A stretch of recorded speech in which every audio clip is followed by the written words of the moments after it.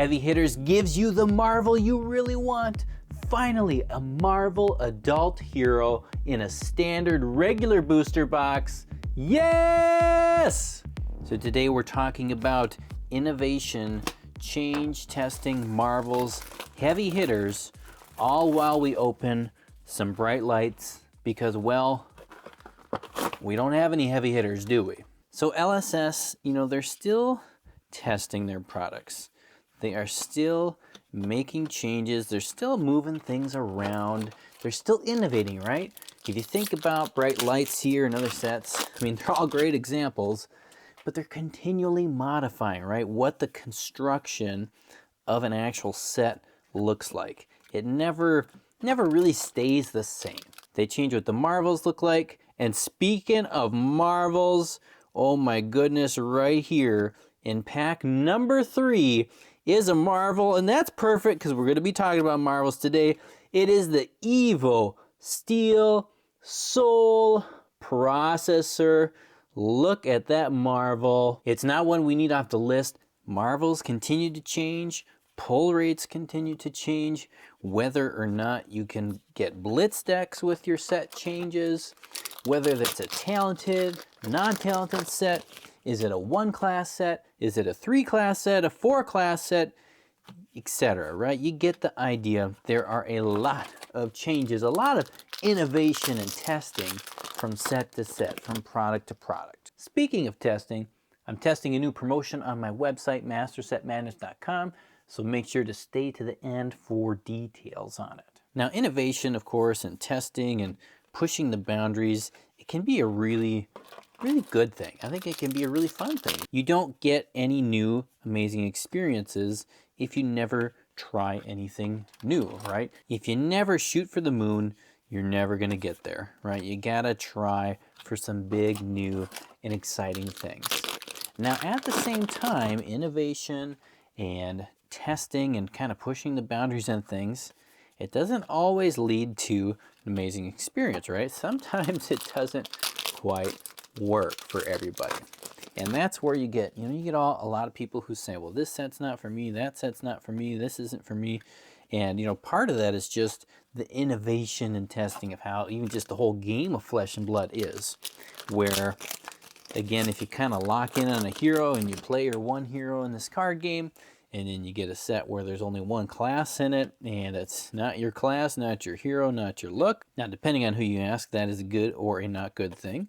It's just different, right? It's a little bit different. I'll let you decide. And, I know some people have that set's not for me. That's not for me because they're all for me, right? They're all for me. Every set is for me. But even for somebody like me, somebody who basically likes every set that you put out, every type of class, every game, at some point, the novelty of constant change can kind of wear off. Did you see the list? That's what we're looking for. We have 11 cards left to finish Bright Lights Master Set Madness. Oh, we're so close. Oh, failure. We need your foil. When we look at Bright Lights, it's had a lower expected value, a lower EV in your box, as a little dust from the Chrome Caverns, than some of the other recent sets have had at this point in their history. The EV dropped real quick on this set. And determining exactly why that is challenging in part because they changed a lot of things at once, right? This is our first set where we have an expansion slot. It's also a set, the first time we have only one class in an entire set. And then at the same time, and one of the big ones I think for me is the Marvels have kind of had a big change. Now, of course, the Marvels haven't really stayed the same ever, but here's the first time where, who will stasis cell, finally our foil. It's the first time we have our Marvels come. And then the big thing for the Marvel is, well, it's a cold foil, and it's just kind of that blue-purple frame. So it's a new way of doing a Marvel. So you have all these different changes that come at the same time, and you get kind of a lower EV with the current pull rates and set design for cards. Legend Story Studios is really relying on Marvels and extended arts to kind of hold a lot of weight in packs, in booster boxes, right? Fableds are not doing what they used to do. Even your regular legendary doesn't do what it used to do for holding value. It's really, a lot of it leans again on the Marvels and extended art versions of cards. And of course, throwing in a Fiendo's Spring Tunic in the back in the expansion slot. We did look at that, we got that. We're relying on that as well. I like to look at the Marvels because if you go back and look at the last few sets and just take out some of the Marvel value from opening boxes and trying to get stuff, like, it makes it really rough. Imagine Uprising with no Marvels. Oof. Outsiders, you know, it's pretty rough. It's very, very difficult. Getting a good EV without a Marvel in your box or your case is difficult. It is difficult at best. Dynasty, looking at you, old Hoons here. And even Dusk Till Dawn, there are a lot of people who are not into the light or the dark theme, but because the Marvel Angels, specifically the Angels, sorry Nazareth, but the Angels, they hold a good amount of value. It really helps make Dusk Till Dawn have a better, much better EV. But the Bright Lights Marvels, and in some ways I would say a test, it's a very different look, a little smooth bore there. The Marvel test here in Bright Lights, it just hasn't quite caught the eye and the attention of collectors in the same way that Angels did. They're just not holding as much value, and no, that doesn't mean, oh, twin drive. It doesn't mean that nobody likes them.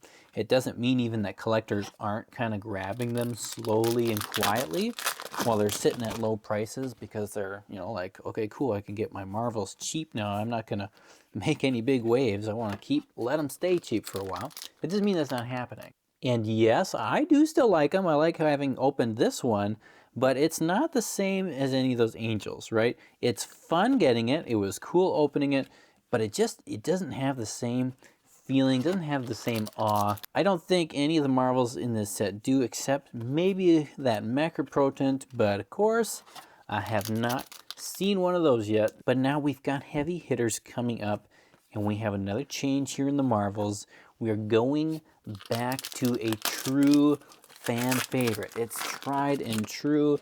Everybody knows these Marvels are amazing, and that's having a Marvel hero. And really kind of the big deal here with heavy hitters is that it's an adult hero. It is an adult hero. This is the kind of Marvel that people want. Everybody wants these Marvels, and throwing that in there, you know it's going to be a smashing performance. You know that people are going to want to get them. This type of card, of course, has been around for a while. You could go back to Everfest. You can go back to the Black Label history packs. And of course, everybody was super excited about seeing those. And I mean, honestly, if they'd put those in the English versions, man, I would have bought a lot of history packs. As it is, I still haven't bought one. For heavy hitters, I believe it's going to be the first time that we see a Marvel hero in a draftable set. Again, a Marvel adult hero. I think we had Icelander, right, in Uprising. But finally, we're getting that adult version. It's in a draftable set that people are going to open and people are going to be excited about. Hopefully, Kasai doesn't Living Legend out too fast with that tick-tock clock so that people can use it and enjoy it for a while. And I just want to say, I have to say, thank you, LSS, for putting these kind of cards in booster packs for heavy hitters. Thank you for putting Marvel heroes in there. I don't know if it's just going to be Kasai, if there's going to be more, but thank you for doing it.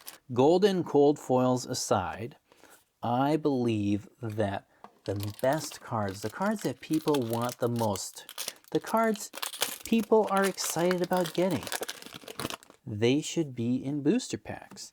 They should be in your regular booster pack that your average person can find and get. My hope for heavy hitters is that all the heroes in the set have Marvel versions of themselves. I think that would be great. I think that would be amazing if they did that. Of course, you know, there's potentially other really cool, sweet cards in the set that I'd love to have a Marvel version of too. I like Marvels. The Marvels are fun. And I do hope it's heroes. I do hope there's more heroes. I hope it's not just Kasai.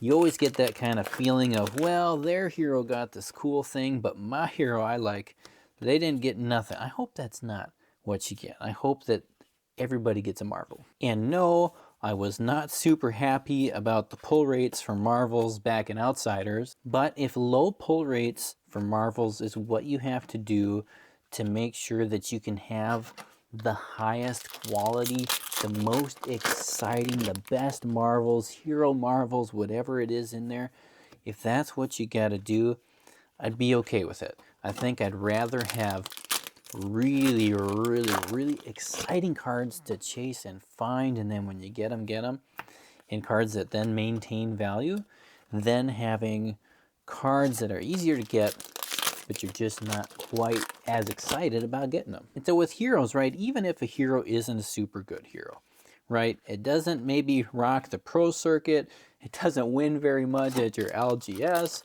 it's just not a very good hero, right? The Marvel version of it, it's still highly desirable. You know, partly you think, well, it could be good in the future, so you want to get it.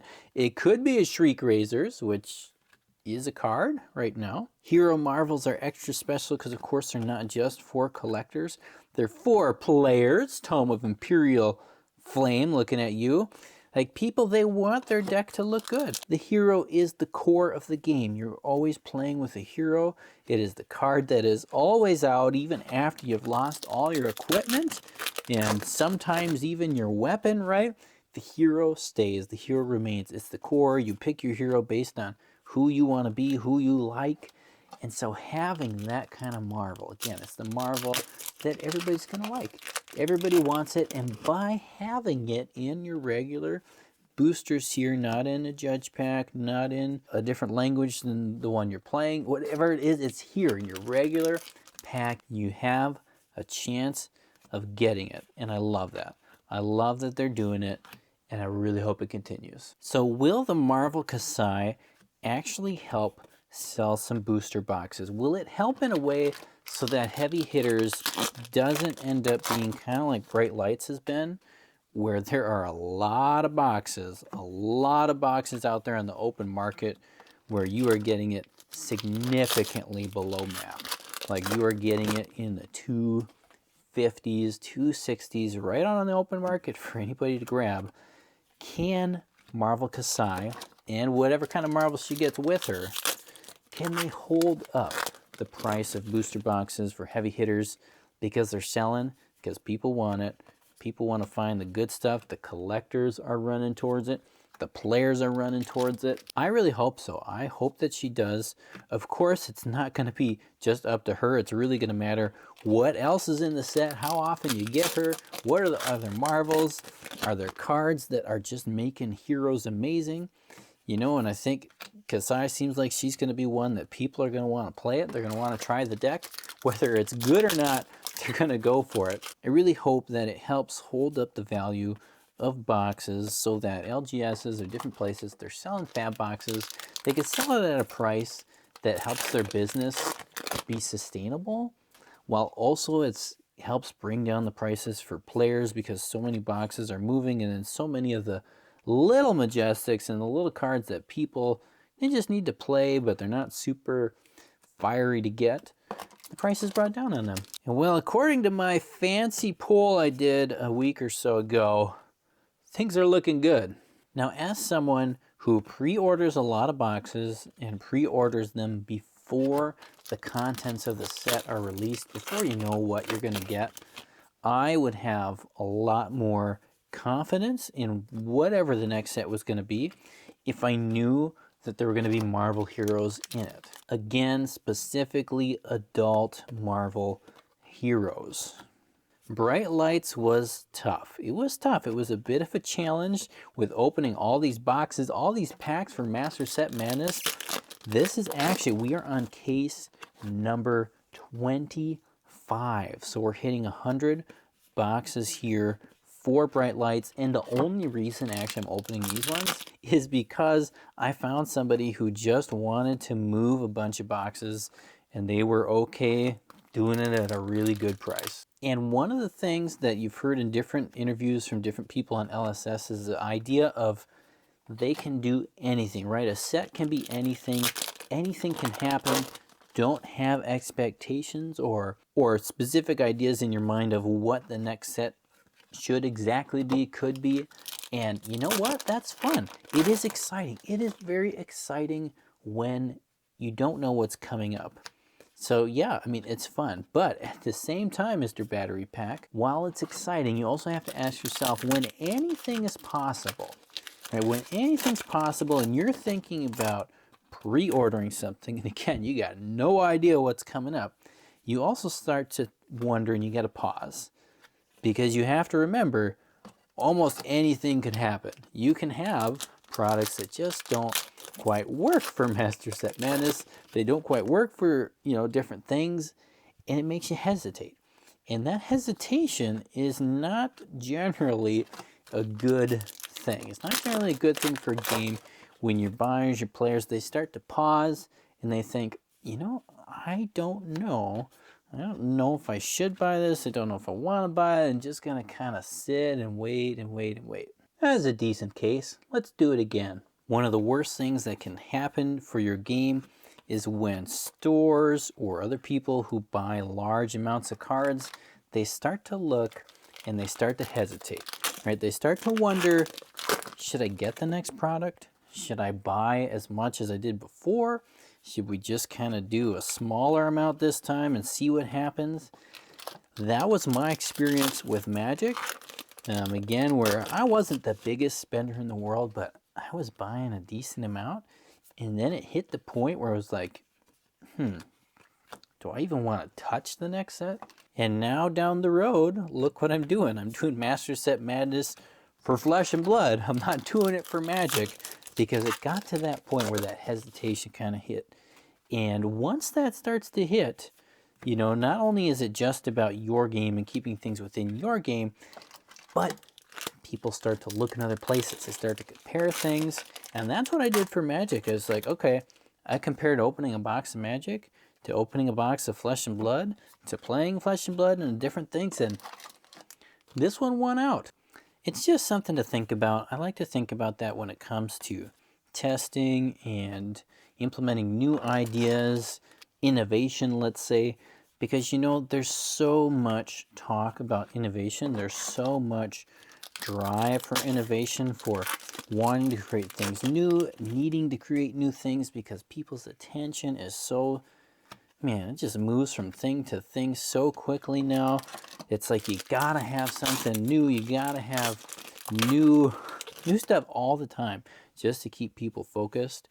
And the danger is in that chase for making new stuff all the time, you can just run in directions that don't always work.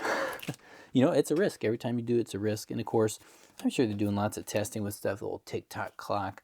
They're testing things before they make changes. So, my opinion, putting Marvel Adult Heroes, again, I'll say it again, in the booster box, great idea. Please do more. Please keep doing it. Don't just do it for one set. Please keep it coming. That's my idea. Anyways, unless you're going to do more Marvel Angels and you got to make more space, like I get it. I get it. You got to have space for them Angels. But another change that I see that's coming for heavy hitters, if I've understood it correctly, every card image that I saw online for a heavy hitters card, they all have a new bottom. Let's see if we can find one. Here it is.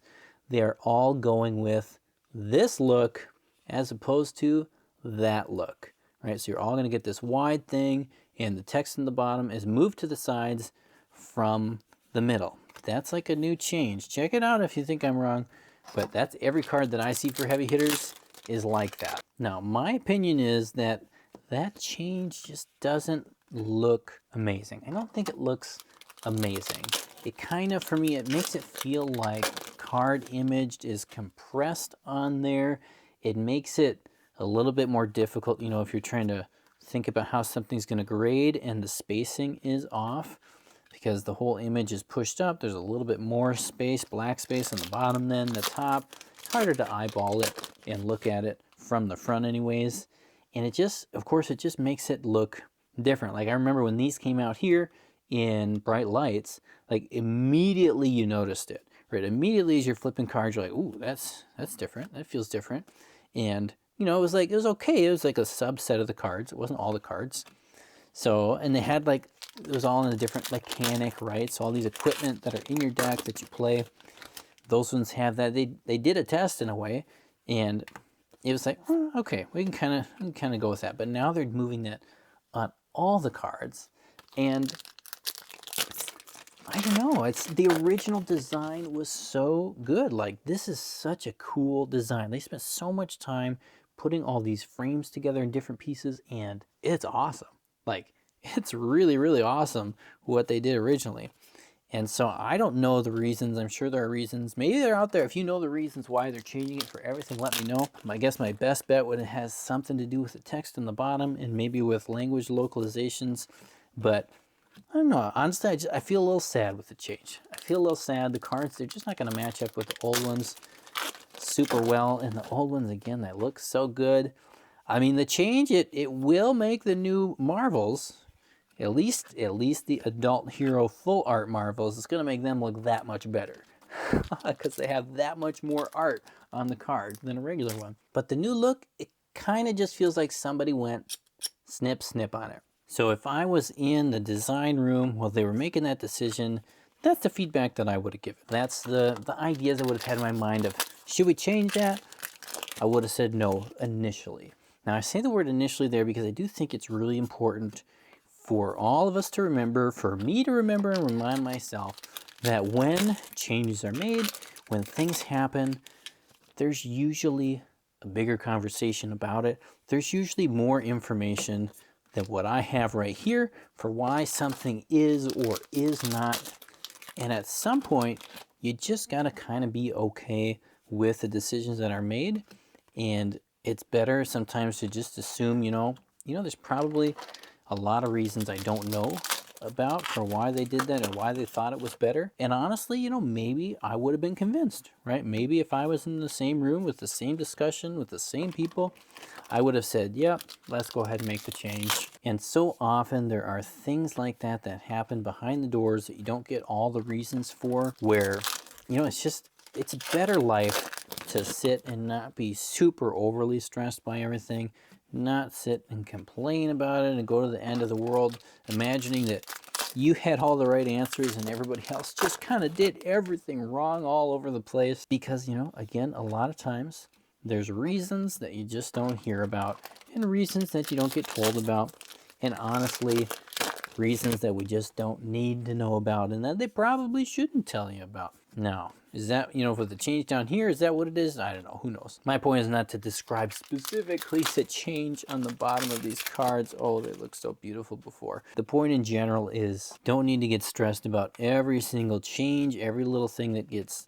moved around, because as LSS has said, they're going to change a lot.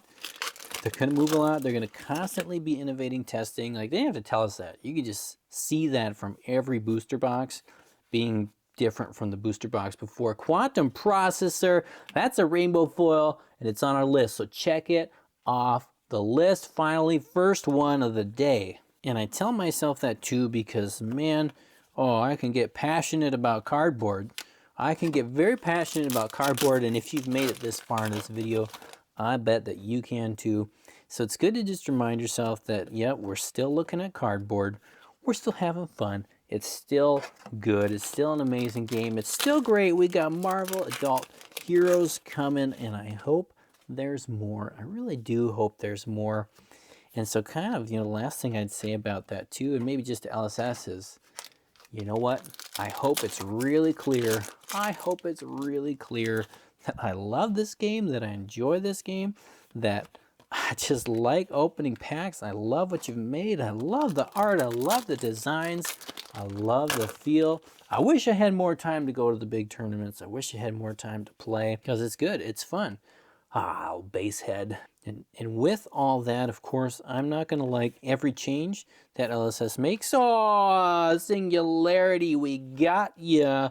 It's our second one we found, but the first one I get to keep. It's there. Yes, yes, yes. So keep making a great game, LSS. Keep pushing, keep innovating. But at the same time, look at Mr. Teklevossen right there by Singularity. I'd just like to remind you, don't forget, when you land on something that's amazing, you land on something that just works. I like that. You land on things that are good, awesome, like Marvel Angels in double cold foil boxes, or let's say Marvel Heroes coming up in your regular booster pack. When you land on something that's amazing, don't be afraid, don't hesitate to keep doing it and to keep doing it often. Yes, there is a limit, right, where you do something too much and it feels like it doesn't mean anything anymore, but there are so many things where it's good because it's good, right? And people want to see it more, and they're just not going to get that tired of some things, right? And if they're getting tired of some specific things, they might just be getting tired of the whole game in general. And yes, you got to do a little bit of innovation, a little bit of change to keep things exciting. Sometimes when you change something, it actually does the opposite of making it interesting. It makes it a little bit less interesting. Right, one example that I would even use for that is Fables. Fables. There was a recent conversation about how, Fables, like, it's worked for what they've been trying to do in trying to make the Fables kind of hit the right space, the right slot. I don't know what the right phrase you want to use is, but essentially the idea was, they're so rare to get, they're so hard to find, that we don't want them to be too playable, because then you have a card that's really, really expensive that people want to put in their decks, and they can't put it in their decks because you can't ever find it anywhere. And so that's where it's kind of been, right? The last few sets, you see a Fabled, and it looks cool, it's fun, it's exciting when you open it still, but you kind of look at it and you think, it's not a spring tunic, that is tunic number 2. You mostly think about, when you see that Fabled, well, if it's in the first week, how can I sell it as fast as possible so I don't lose some value that I have in it? Or 2, how is it going to look in my binder? Where can I just put it to kind of set it off to the side, because I'm probably not going to ever use it? And that makes them, of course, because they're not so playable, it makes them less desirable, which means that the value goes down on it. I mean, just look at our friend, the Blood of Drakai from Uprising. Hey, we have a Fabled from just a couple of sets ago, right? This card that you get in, I don't know, who knows how many boxes exactly, because they don't tell you, 1 in 40 maybe, something like that. Maybe a little better because you got the cold foil, rainbow foil, and the same thing. And it's worth under $40, right? It was around 30 even, I think I saw different things selling for on TCG Player, which means it's selling for less in other places, just people throwing it off. And man, like, I get that you want it to be not a big, heavy, expensive thing that people have to chase to have to play so they can have a deck. I get that. I totally get that. Totally understand that. I wouldn't want to play a game either if I knew I had to spend $1,000, $1,500 just to play a basic game to have any fighting chance. Totally get it. At the same time, Moonshot is off the list. Check that off the list. I question the idea. Why make your Fabled kind of, in some senses, like the marquee card from the original sets? Why make that Fabled the big hit, the most exciting, rarest thing? I know it's not the rarest in every case now, but why make that such a card that is so low in its desirability? Sure, it's really rare now. We have not found a cold foil Fabled yet. We found, like, I don't know, 5 of the regular ones, rainbow foil. But honestly, like, yeah, I still like opening it. It's still fun.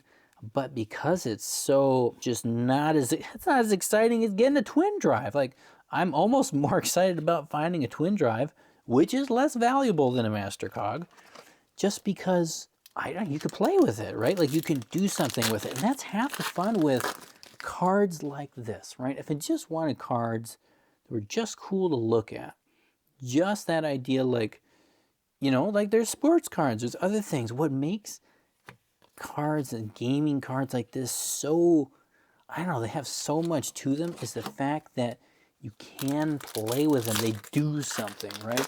And that you want to play with them. So when that kind of big marquee Fabled is just something that's like, well, I mean, I'll put this in my deck for just kind of having fun, but I don't ever want to have that in a tournament. I don't want to get stuck with that card in my hand. Oh, that'd be terrible. Like, it just doesn't feel right.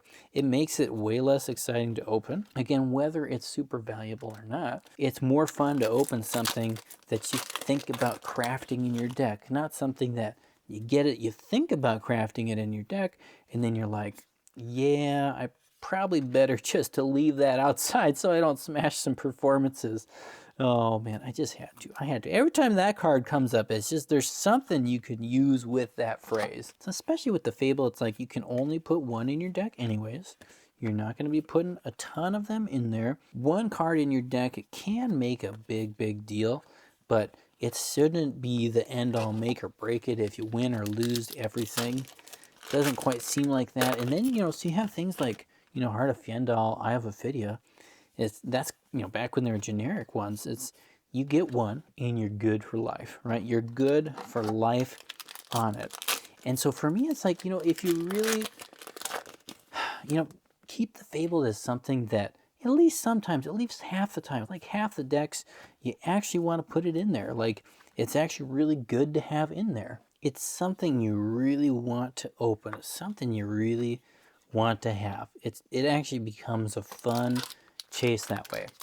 I don't know. That's how I feel about it. And you know, if the price is so wild, it gets so crazy, it's beyond repair, whatever it is, you guys have an expansion slot now.